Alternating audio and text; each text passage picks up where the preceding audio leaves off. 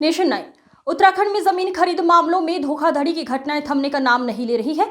ताजा मामला देहरादून के बड़ोवाला क्षेत्र से सामने आया है, जहां 10 जमीन खरीदारों ने एक प्रेस वार्ता कर आरोप लगाया कि एक पूर्व पार्षद सहित कुछ भूमाफिया ने उनसे 1.5 करोड़ रुपए की जमीन धोखाधड़ी की है। उत्तरांचल प्रेस क्लब में आयोजित पत्रकार वार्ता में पीड़ितों ने बताया कि जुलाई 2020 में उन्होंने एवीएस एसोसिएट्स के प्रॉपर्टी डीलर बिजेंद्र सिंह रावत और उसके साथी लाखन सिंह रावत से जमीन खरीदी थी। रजिस्ट्री और दाखिल खारिज होने के बावजूद बाद में पता चला कि ये जमीन राष्ट्रीय राजमार्ग के अंतर्गत आती है और सरकारी अभिलेखों में उनके नाम भी दर्ज नहीं है। पीड़ितों में पूर्व सैनिक हीरा वल्लभ कुनियाल, एडवोकेट अभिजीत पटवाल, देवकी बिजलवान, नंदा देवी, शशिकला, विनोद कुमार, सचिन, जगजीवन राम, नरवीर लाल और संतोषी देवी शामिल हैं। इन सभी ने आरोप लगाया है कि शिकायत दर्ज कराने के बावजूद आज तक ना तो कोई गिरफ्तारी हुई और ना ही कोई ठोस कार्रवाई।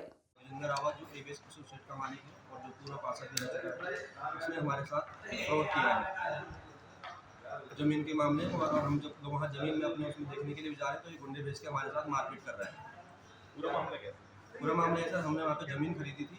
ज़मीन खरीदने के बाद हमको ना वहाँ पे जो है क्या नाम है वो नहीं मिल रहा है, मौके पे हमको ज़मीन नहीं मिली। हमारे पास कागज़ है, रजिस्ट्री हो रखी है, दाखिला खारिज सब कुछ हो रखा है हमारा, उसके बाद भी हमको ज़मीन नहीं मिली। मैं इतने दूर से आया था यहाँ पे जो है लोन लेके जो है उसमें जो है मेरा लोन चल रहा है, 17,000 रुपये महीने की किस्त जारी है मेरी उसमें, मैं हर महीने किस्त दे रहा हूँ।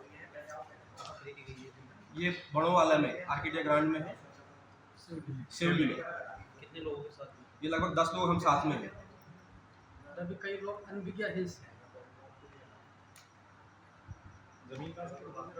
जमीन हमने जो है ये एबीएस एसोसिएट के मालिक जो है बिजेंद्र रावत, तिलक प्रधान, कासिम अली और आकाश रावत, ये 4 से 5 लोग हैं उसमें। इसका जो मेन जो करता धरता है, जिसके इस इशारे पे काम हो रहा है, वो है बिजेंद्र रावत, जो कि पार्षद है। लाखन नहीं, वो तो लाखन सिंह के अंदर में है। बिजेंद्र रावत है जो कि जो है बीजेपी का पूरा पार्षद रह चुका है। वो बोलता है कि मेरे को किसी से कोई मतलब नहीं है, इस सरकार में मेरा कोई कुछ नहीं कर सकता है क्योंकि सरकार मेरी है। कितने लोग होंगे जो इस मामले से पूरे जुड़े हुए हैं? क्या हम लोग 10 लोग हैं, इसके अलावा और भी लोग होंगे, उनका हमें नहीं पता, बस 10 लोग हम लोग साथ में हैं। ये पूरा मामला क्या है, क्या कुछ हुआ? हम लोगों के साथ सर हमने ज़मीन खरीदी थी 2021 में। 2021 में ज़मीन खरीदी थी, उसके बाद हमारा लोन हुआ। अब जो है हमें पता चलता है कि हमारा जो है वहाँ पे प्लॉट ही नहीं है। उसने पहले जो है उसमें एनएच का जो अलाइनमेंट है वो 2 से 3 बार चेंज हुआ। उस टाइम उसने बोला कि आपका एनएच में चले गया, बाद में पता चला कि हमारा एनएच में गया ही नहीं है। अब हम इसमें एक सबसे बड़ी बात आ रही है कि जिस तरीके से इसमें जो है ये कोर्ट में भी डाला हुआ है आप लोगों ने केस, कोर्ट के मामले की जिस तरीके से देखा जाए तो इसमें जो फर्स्ट प्रायोरिटी होती है कि अरेस्टिंग में भी कोई नहीं है जी बिल्कुल।